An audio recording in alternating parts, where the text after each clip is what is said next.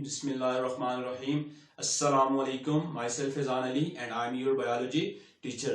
Last time बच्चे हम discuss किया था माइटोसिस, जिसके अंदर हमने उसका कैरियोकाइनेसिस के अंदर prophase 1, prophase, metaphase, anaphase, telophase discuss किया था। अब उसके बाद उसका सेकंड फेज है जो कि है साइटोकाइनेसिस। अब बच्चे अगर आपको याद हो तो मैंने आपको बताया था ये जो वर्ड हमारे पास साइटो है, साइटो का मतलब होता है cytoplasm. Cyto mean cytoplasm and kinesis mean division. Kinesis mean division. तो हमने कहा था जो आपके पास साइटोकाइनेसिस है ये क्या होता है, हम कहते हैं the phase of mitosis, या आप इसको ये भी कह सकते हैं the phase of cell division in which cytoplasm of cell become divide. हमने कहा ऐसा प्रोसेस जिसमें साइटोप्लाज्म क्या हो जाता है, डिवाइड हो जाता है। ऐसे प्रोसेस को या ऐसे फेज को हम क्या कहते हैं, साइटोकाइनेसिस। अब बच्चे इसके बाद जो अगर हम बात करें तो हम कहते हैं जो साइटोकाइनेसिस है ना, बेसिकली ये आपके पास एनिमल सेल के अंदर और प्लांट सेल के अंदर क्या होता है, डिफरेंट होता है। अब कैसे होता है, सबसे पहले बच्चे अगर हम बात करें एनिमल सेल की तो देखिए अगर आपको याद हो ना तो लास्ट में हमने एक डायग्राम बनाई थी कुछ इस तरह। राशि डायग्राम में भी डिस्कस बना देता हूं आपके सामने।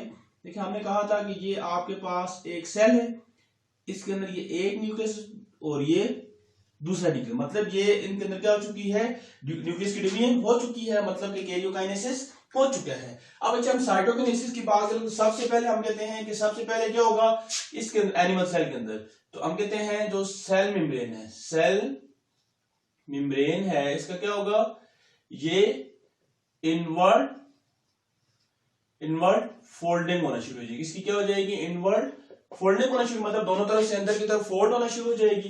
फिर हम कहते हैं कि जो अब देखें ये आप पहले ये बाय थी इस तरह थी, लेकिन अब आहिस्ता से क्या हो रही है, ये उसकी तरफ अंदर की तरफ मुड़ रही है। यहां से देखें ये इसको आप कह सकते हैं ये क्या हो रही है, इसकी इनवर्ट इन्वेजिनेशन हो रही है, ये इनवर्ट फोल्डिंग हो रही है। ठीक है, इनवर्ट फोल्डिंग इसको आप कहते हैं। अब बच्चे इसके बाद नेक्स्ट हमने कहा कि ये जो आपके पास देखें ये एक सेल एक न्यूक्लियस, ये दूसरा न्यूक्लियस। सेकंड स्टेप में बच्चे हम कहते हैं this invert folding deepen in cytoplasm. इसकी वजह से ये क्या होगी, डीपन का मतलब होता है अंदर की तरफ, मतलब और अंदर की तरफ मूव करती जाएगी। फिर अंदर की तरफ मूव करते करते ये आपस में क्या हो जाती हैं, फिर हम कहते हैं the invert foldings are attached and cleavage is occur. क्या होगा, इनवर्ट फोल्डिंग अटैच हो जाएगी और क्या हो जाएगा, एंड क्लीवेज अकर। क्लीवेज क्या हो जाएगी, अकर हो जाएगी। अब अच्छा आसान सी बात है, देखिए आपके पास पहले ये एक सेल था, उसके अंदर दो न्यूक्लियस थे। अब न्यूक्लियस के साथ इन्वर्ट क्या होनी शुरू होगी, इन्वेजिनेशन होनी शुरू होगी। फिर ये आहिस्ता आहिस्ता इन्वेजिनेशन जुड़ती गई और जुड़ के फिर इनके दरमियान क्या होगी, क्लीवेज होगी। तो अब ये आपके पास ये जो दो बन गए 1 और 2, ये आपके पास क्या बन गए, डॉटर सेल बन गए। 1 और 2 आपके पास क्या बन गए, डॉटर सेल्स बन गए।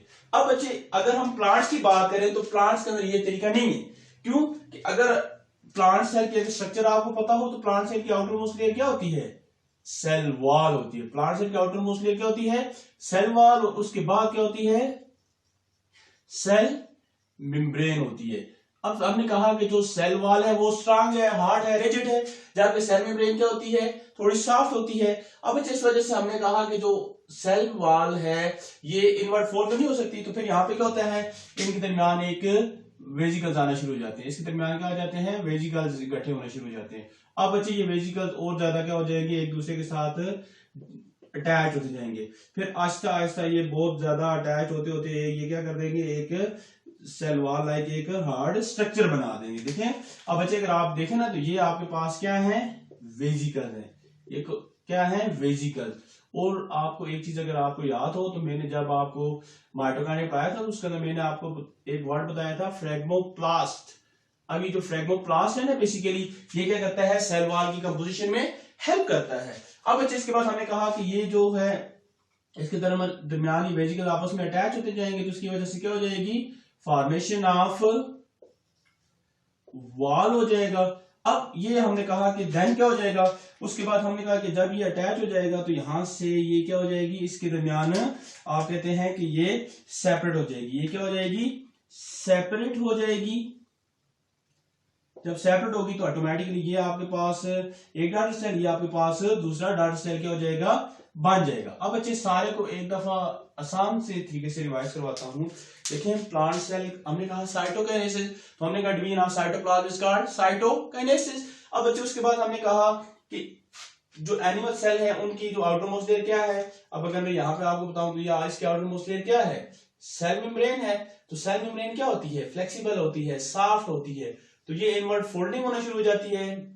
फिर ये जो इनवर्ट फोल्डिंग है ये आहिस्ता आहिस्ता एक दूसरे के अटैच होते होते होते फिर ये कंप्लीटली मतलब इस तरह अटैच होते हैं, ये इलादा दूसरा इलादा। तो सिंगल सेल डिवाइड हो गया कितने सेल में, 2 डॉटर सेल में।